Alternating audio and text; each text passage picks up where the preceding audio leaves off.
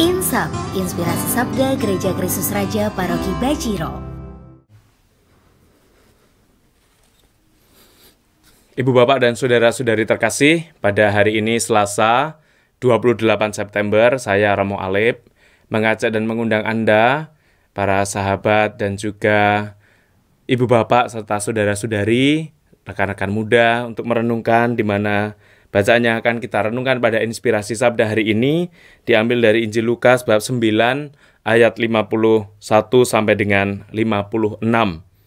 Dan satu ayat yang akan kita renungkan nanti mengajak kita untuk melihat bagaimana Yesus yang mulai mengarahkan pandangannya ke Yerusalem.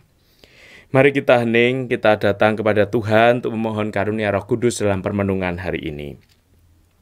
Bapa dan Putra dan Roh Kudus, amin.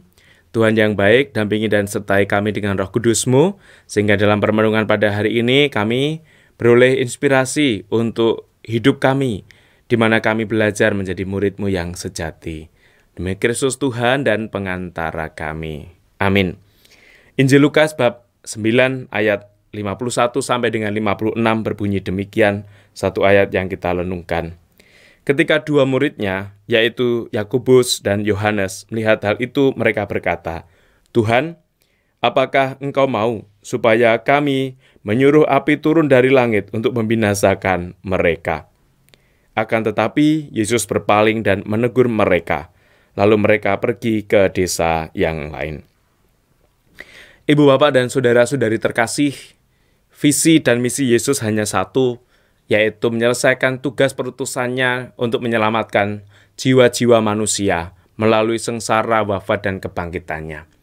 Maka Injil hari ini memberi gambaran bagaimana kedua murid, Yakobus dan Yohanes, ingin mencoba untuk melindungi dan menjaga Yesus supaya terbebas dari apa yang menjadi tugas dan perutusan pokoknya.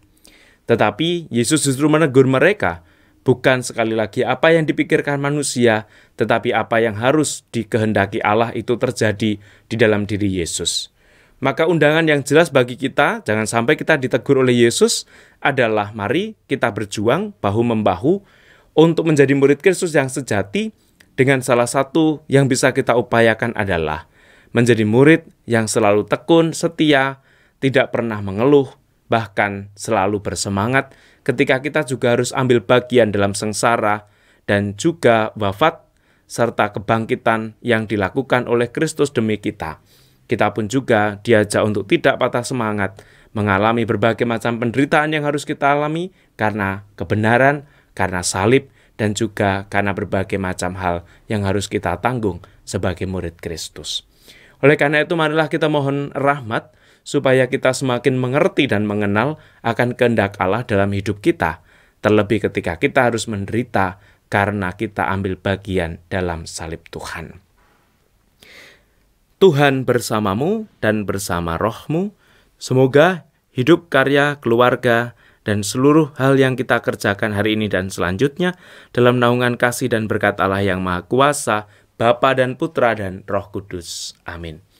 Selamat beraktivitas, Tuhan memberkati, dan selalu ingat pesan Ibu, menjaga jarak, mencuci tangan, dan menggunakan masker.